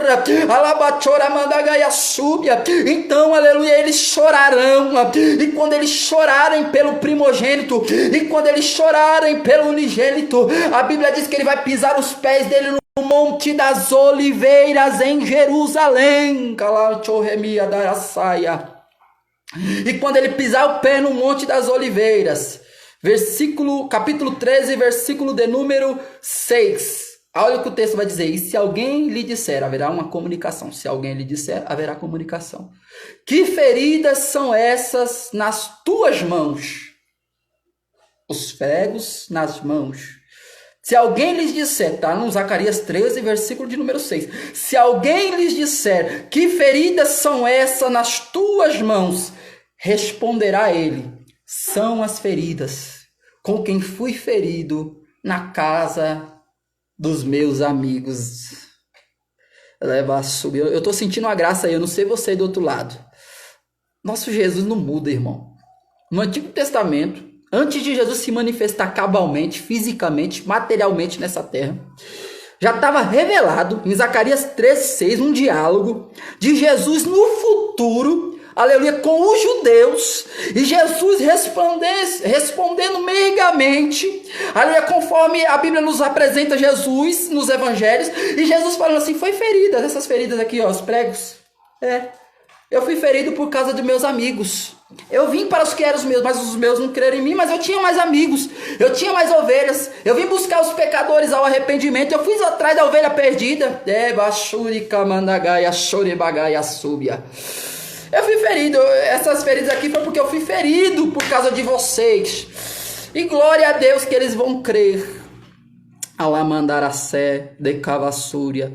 Então, voltando ao texto, não era sobre isso que eu iria falar, mas a palavra do Senhor está aqui, ela tem que ser pregada, Deus sabe de tudo. Mateus 24, versículo 31, o argumento dos pós-tribulacionistas, que acreditam que a igreja vai passar por todo o período da grande tribulação, eles falam que o versículo 31 de Mateus 24 se refere para a igreja, mas aqui não é a igreja, quem vai ser aqui chamado é os judeus. Versículo de número 31, Rodrigo.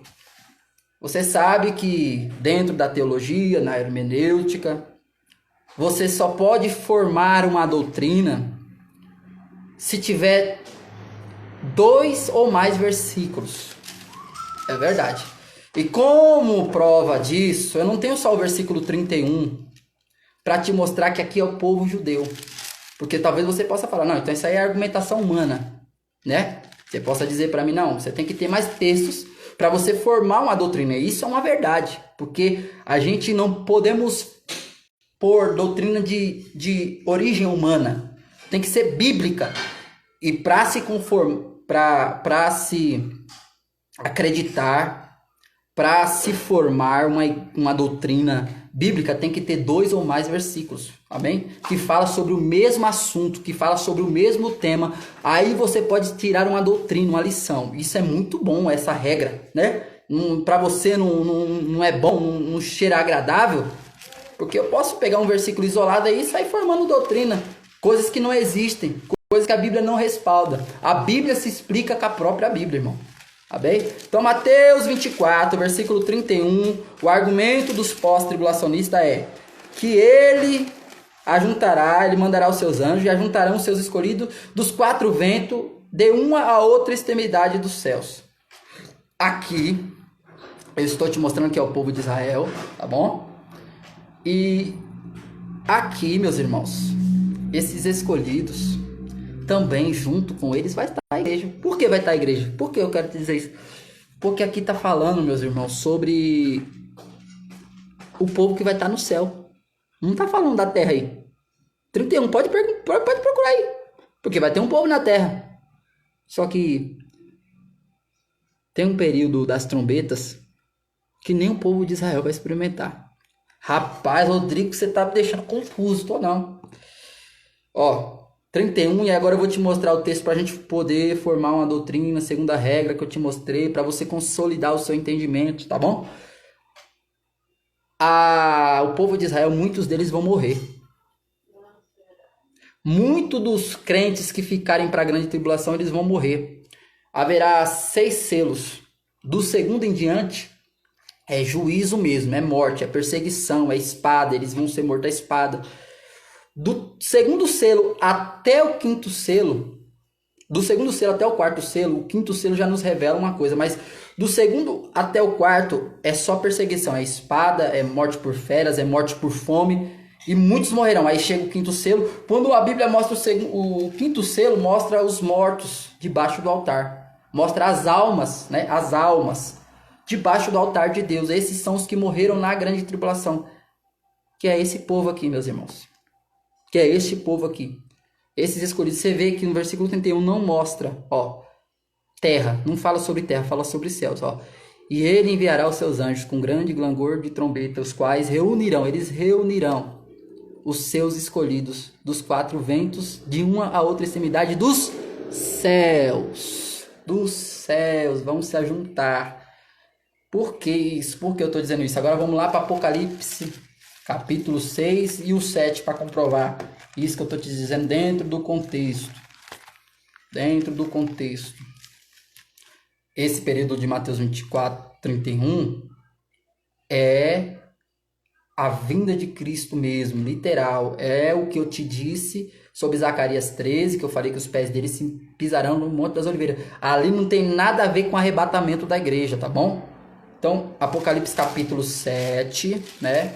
O Apocalipse capítulo 6 que eu te falei sobre as almas que estarão debaixo do altar, é porque do segundo selo até o sexto selo é grande tribulação. É grande tribulação. Quando acaba o período de grande tribulação, a qual o anticristo ele vai governar, ele vai agir, tipo assim, o juízo, as coisas que vão acontecer, os males de perseguição, de morte, nesse campo, não do campo de cair estrela do céu, de escurecer sol, de vir praga de inseto, não é nesse campo não. O anticristo não tem poder sobre essa natureza, nesse sentido. Ele tem poder no sentido que ele vai ter autoridade para matar a espada, ele vai ter autoridade sobre as pessoas da terra. Então esse período do segundo selo até o sexto selo, ele vai matar muita gente. Tanto é o que comprova isso, é que no quinto selo, do versículo 9 em diante, eles vê debaixo do altar milhares de almas, e elas estão falando: Senhor, até quando? Eles estão debaixo do altar de Deus, e eles estão dialogando com Deus.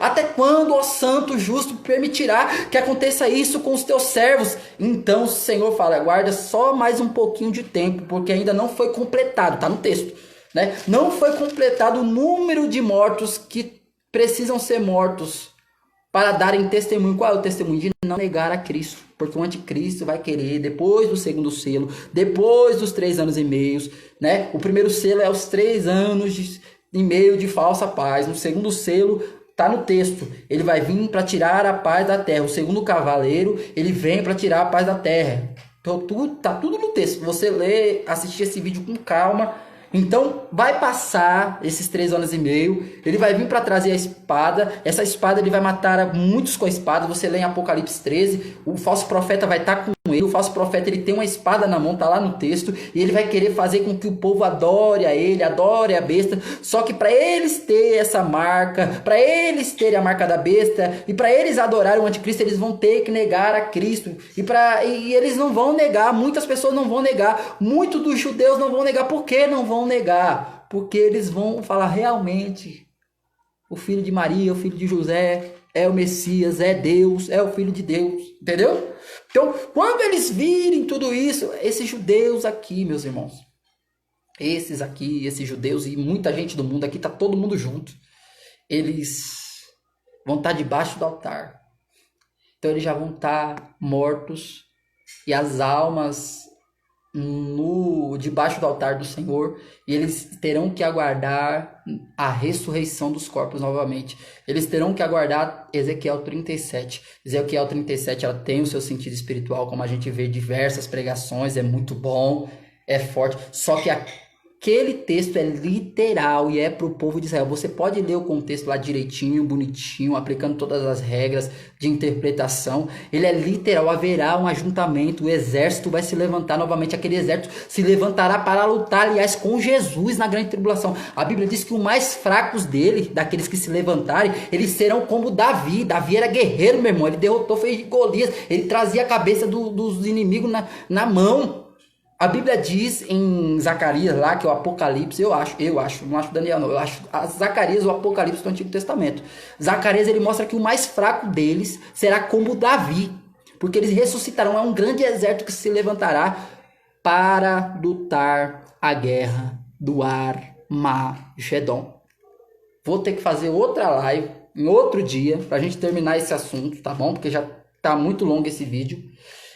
Mas eu vou falar sobre o Armagedon e o povo de Israel, tá bom? O povo de Israel eles vai lutar, porque eles ressuscitarão, porque a terra, meus irmãos, foi dada para Israel. Há uma promessa. Deus ele deu a terra. Para a igreja é novos céus, tá bom? E para Israel, nova terra. Eis que farei nova todas as coisas. Lembra? Isaías 43. É para Israel. Quem vai ser rei na terra, amando, claro, de Jesus Cristo, amando Autoridade delegada. Maior autoridade é Cristo. Quem vai ser rei é Davi na terra, mas Jesus vai estar na Nova Jerusalém com a igreja. A igreja vai ser reino e sacerdote para todos, tá bom? Então os pós-tribulacionistas têm esse texto, mas eu já te mostrei que esse texto de Mateus 24:31 não tem nada a ver com o arrebatamento da igreja, e sim com um ajuntamento, uma reunião de todos os escolhidos de Deus, todos, aqui é Israel, igreja, tá? Os escolhidos, não os ímpios. Quem não crê em Jesus, meu irmão, vai ficar lá no lugar de tormento, aguardando o milênio, tá bom?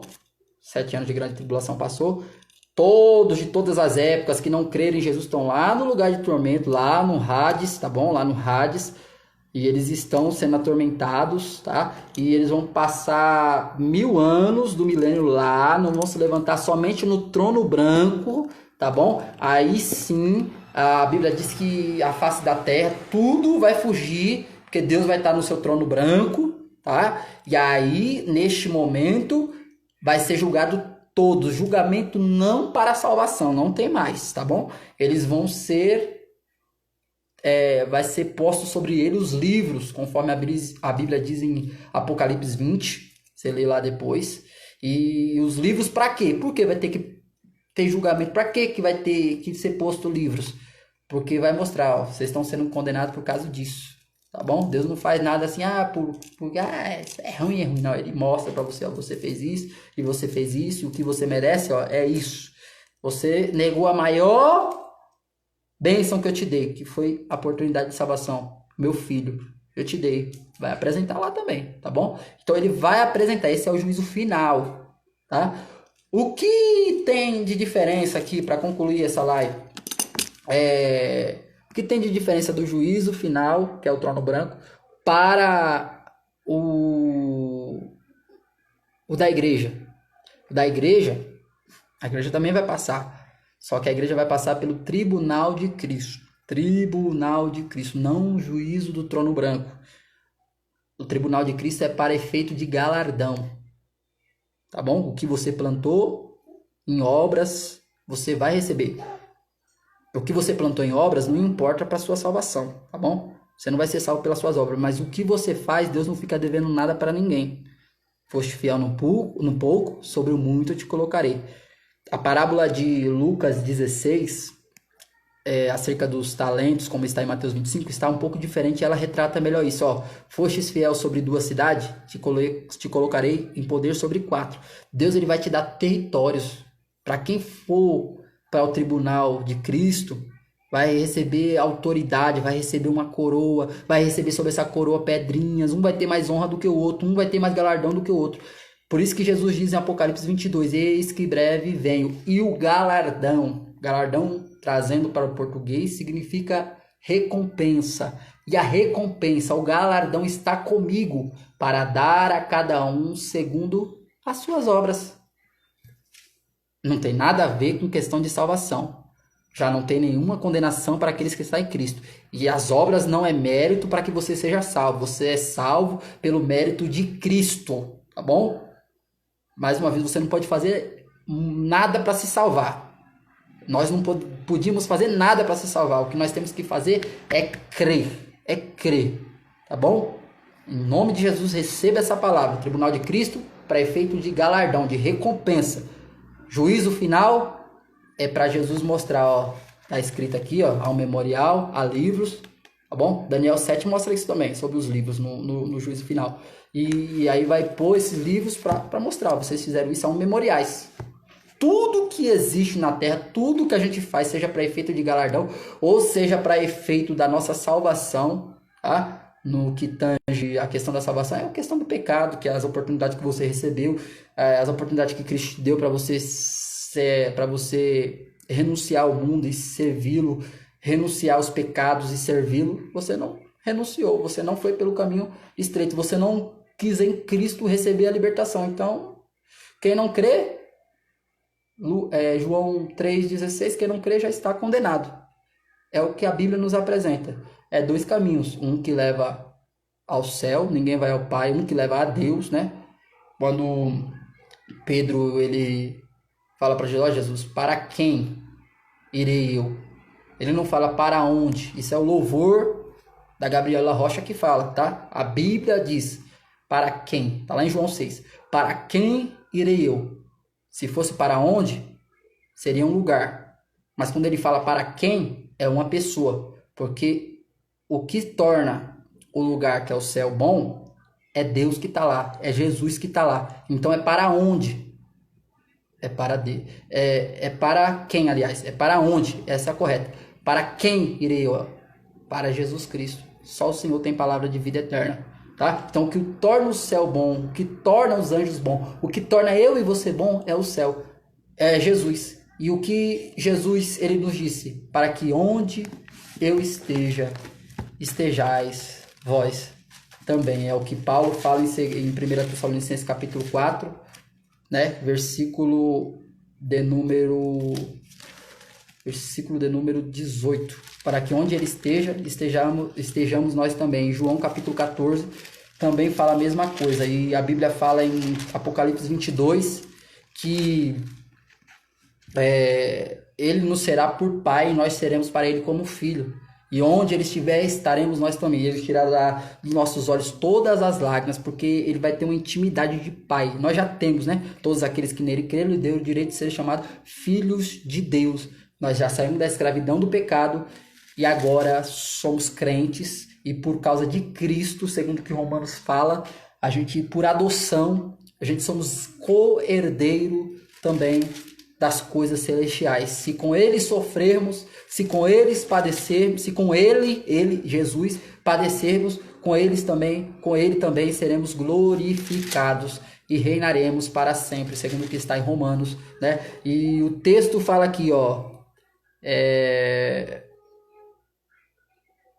na casa de meu pai há muitas moradas. Se assim não for, eu vos teria dito, pois hei preparar lugar. E quando eu for preparar lugar, voltarei e vos receberei para mim mesmo. Ó, relacionamento, intimidade. Para que onde eu estou, estejais vós também. Mais uma vez, intimidade. E vós sabeis o caminho para onde eu vou. Disse Tomé: Senhor, não sabemos para onde vós vais. Como sabes saber o caminho? Respondeu-lhe Jesus: Eu sou o caminho, a verdade e a vida. Ninguém vai ao Pai, a não ser por mim. Se vós me tivesses conhecido, conhecerias também meu Pai. Desde agora o conheceis e o tendes visto. Jesus estava falando dele mesmo. Replicou-lhe Felipe: Senhor, mostra-nos o Pai, isso nos basta. Disse-lhe Jesus: Felipe, há tanto tempo eu estou convosco e não me tendes conhecido? Jesus está falando: eu sou o Pai também. Quem me vê, a mim vê ao Pai. Como disse tu, mostra-nos o Pai. Não creis que eu estou no Pai e que o Pai está em mim? As palavras que eu vos digo não digo por mim mesmo, mas o Pai que pertence a mim faz as obras. Tá bom? Então, para concluir o texto de Paulo, e ele fala o seguinte, ó, versículo 17. Depois nós, os vivos, os que ficarmos, seremos arrebatados, juntamente com eles, os que morreram em Cristo e ressuscitaram. Haverá essa reunião entre nuvens para o encontro do Senhor nos ares. Encontraremos Jesus nos ares, enquanto a segunda vinda, no caso, que ele pisa o pé lá no Monte das Oliveiras, fala que ele vai pisar o pé no Monte das Oliveiras. Aqui está falando que no arrebatamento a gente vai encontrar Jesus nos ares. É outra diferença, tá bom? E ao encontro do Senhor nos ares. E assim estaremos para sempre com o Senhor. Estaremos para sempre com o Senhor. E ele diz: consolai-vos, pois, uns aos outros com essas palavras. Então, mostrando aqui a minha visão, eu acredito, dentro do que a Bíblia me mostra, que a Bíblia mostra isso. Só que você precisa conhecer o contexto histórico, precisa entender, conhecer sobre o Antigo Testamento, Zacarias, Ezequiel, Daniel, porque a Bíblia explica a própria Bíblia. E se você lê textos isolados, você vai dar lugar a, muitas das vezes, falsas doutrinas. Não que você esteja querendo fazer isso, mas por não conhecer, você acaba errando. Erreis por não conheceis a palavra de Deus e nem o que nela está escrito. É Jesus que disse isso. O povo sofre por falta do conhecimento. Então, quando você só se contenta com aquele pouco que você conheceu, você se torna refém das ignorâncias ou do que os outros pregam, daquilo que você conhece. Então você precisa explorar para ver isso aqui é verdade. É o que esse dia eu estava comentando. A igreja de Tessalônica, a igreja de Bereia, eles foram chamados de nobres, porque enquanto Paulo pregava, eles estavam analisando. Isso é muito interessante, você precisa conhecer, você precisa saber. E a base desse contexto, a base de tudo que eu te apresentei, o que eu estou querendo dizer, que como Zacarias, Ezequiel, Daniel, eles ratificam, eles confirmam tudo que Cristo pregou. Então um é luz para o outro, um confirma o outro, a Bíblia não entra em contradição. Você está entendendo? Então a gente precisa captar isso. Se a gente lê isoladamente Mateus 24, 31, que é o argumento dos pós-tribulacionistas, eles falam que aqueles escolhidos são, né, a igreja que vai ser arrebatada, que vai passar pela grande tribulação. Eles acreditam desta maneira. Porém, a Bíblia nos mostra, meus irmãos, que há um contexto por trás. A Bíblia nos mostra que há a dispensação da graça. A Bíblia nos mostra que o anticristo, ele é um dos personagens principais da grande tribulação. Só que a Bíblia nos mostra que para ele aparecer, para ele fazer o acordo, iniciar os 7 anos, porque ele vai dar o pontapé, né? Um dos principais pontapés iniciais da grande tribulação para iniciar o período de 7 anos é ele que vai fazer um acordo com muitos por 7 anos, Daniel 9, 27. Então, para ele aparecer, a igreja está detendo ele de aparecer. Então, enquanto a igreja não é arrebatada, ele não pode iniciar o acordo, entende? Porque está no texto, a Bíblia diz que a igreja o detém, 2 Tessalonicenses, capítulo de número 8. Está no texto, a igreja detém. Há um que o detém, até que do meio seja tirado. Então ele vai se revelar, e ele vai se revelar segundo a eficácia e o poder de Satanás. Só que enquanto ele não se aparece, enquanto ele não se manifesta, a igreja está fazendo o seu papel, a igreja está servindo, mostrando que quando a igreja for, e eu tenho mais a falar sobre isso, tá? No 2 Tessalonicenses, esse texto é rico. Se você for pesquisar nas palavras, os seus significados, há mais argumentos aqui para defender que a igreja não vai ver anticristo, que a igreja não vai passar pela grande tribulação, que a igreja vai ser afastada, a igreja vai ser retirada, a igreja vai ser, em nome de Jesus, raptada, tomada dessas terras, o encontro de Jesus nos ares. Aí o anticristo vai aparecer, porque é isso que o texto nos apresenta. E aí, sim, vai passar 7 anos, e aí Jesus vai vir literalmente. Quando Jesus arrebatar a igreja, vai ser encontrada nos ares. Passarão 7 anos, a igreja vai estar com Jesus vindo. Por isso que ele vai reunir dos 4 cantos os seus escolhidos, inclusive aqueles que estarão em alma, aqueles que não receberam a ressurreição, porque não participaram da ressurreição da igreja, porque só vai ressuscitar aqueles que morreram em Cristo, ali na ocasião do arrebatamento, antes da grande tribulação. Depois da grande tribulação, você vê que o texto de Apocalipse capítulo 6, no 5º selo, não mostra o paraíso, mostra debaixo do altar de Deus, porque ali é onde ficarão as pessoas que morrerem na grande tribulação, no período da grande tribulação. Quando eles morrerem, eles vão se enchendo debaixo do altar de Deus. O que corrobora com isso é Apocalipse capítulo de número 7, que mostra um monte de gente. É tanto que João, ele dialoga com um dos 24 anciãos, e o 24 ancião, ele responde, esses são os que vêm da grande tribulação. Ele não fala os que vêm ele fala da. É porque esses que estão debaixo do altar, e interessante que no 5º selo fala que ainda Deus, ele fala que ainda serão completado o número de pessoas que vão morrer e que vão dar testemunho. Então ainda tinha um povo que iria morrer. Então esse povo ali, eles vão se reunir junto com os escolhidos dos 4 cantos dos céus. Mateus 24, versículo de número 31. Então, ali haverá essa reunião. Não se tem nada a ver com o arrebatamento da igreja. Ali se fala de céus, se fala das almas que estão nos céus. Por que eu estou falando isso? Porque a Nova Jerusalém, ela é vindoura, ela vai vir, ela ficará sobre a terra, no lugar das regiões celestiais. O sol não dará mais luz. Irmão, entenda isso. O contexto vai mudar. O tempo Kairos vai vir para o Cronos. O tempo do homem não vai ser mais, não vai ser o tempo do relógio, porque o sol e a lua não vai funcionar. É só você ir para a ciência, meu querido. A Bíblia é coisa séria. A Bíblia está bem mais adiante do que a ciência falha, humana, terrena, progressiva, que vai aprendendo aos poucos. Eu também vou aprendendo aos poucos, todos nós. Não estou aqui falando que um é bom, que não é, mas Deus é o bom. É a revelação da palavra, que a palavra de Deus é a certa, tá bom? Então Mateus 24:31 não se refere nada a arrebatamento da igreja, e sim da reunião nos céus que haverá, tá? E Deus vai reunir os seus escolhidos, vai descer para derrotar o anticristo. O anticristo, ele vai formar os seus exércitos, mas isso é um assunto para a próxima live que eu irei fazer. Já vou fazer um banner para divulgação, para a gente tentar alcançar número de pessoas. Em nome de Jesus, eu não vou falar quantas pessoas entraram aqui, você deve ter visto aí, mas eu faço uns cortes, eu mando, e a Bíblia diz assim que um planta, o outro rega. Crescimento, irmão, vem de Deus. O meu papel é entregar, a minha parte eu estou fazendo.